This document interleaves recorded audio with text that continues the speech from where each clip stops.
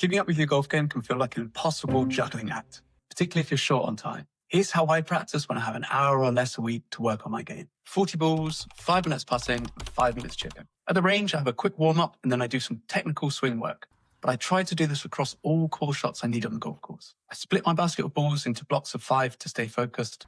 And I hit 5 with the pitching wedge towards the 100-yard sign, 5 with the mid-iron to the 150 sign, 5 with the long iron to the 200 sign, then 5 with driver to a fairway I create between 2 signs. This adds a little bit more variability to my technical practice and just helps me transfer it onto the golf course. Next, I'll spend 20 balls working on the weakest area of my game. That's currently driving for me, costing me 3 shots around. And here's the 20-ball challenge BreakX gave me to stop me missing that.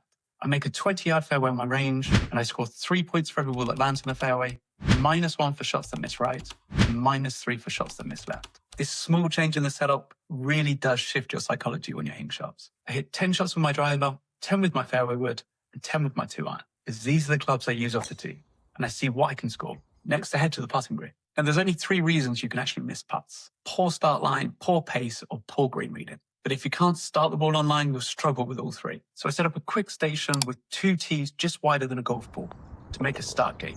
My goal is to hit every putt through the start gate without hitting the tees. This gives me clear feedback on my start line and allows me to make some quick tweaks if I start to hit the ball left or right. Finally, it's off to the chipping green for 5 minutes chipping. Chipping is an area that can improve a lot if you've got time. But if you're short of time, I focus on making a solid strike for a basic chip shot. I choose a 2 to 3 yard simple chip from the fringe, and I just try and hold every shot. I obviously don't, but on each shot, I'm just trying to make solid contact and trying to get every shot to launch the same and roll out the same distance to the pin. The logic is that if I can make solid contact on a simple chip and control the flight, I have the same fundamentals to do this on more challenging shots around the green. And that's it, my go-to practice routine if I've got an hour or less to work on my game. You can use this routine yourself next time you go and practice, or tweak it and make it more applicable to your own game. And of course, all of these drills and skills games came from BreakX Golf, which builds you personalized practice plans based off your own data in just a couple of clicks. So feel free to try that out if you need any help. Have fun practicing, and see you soon.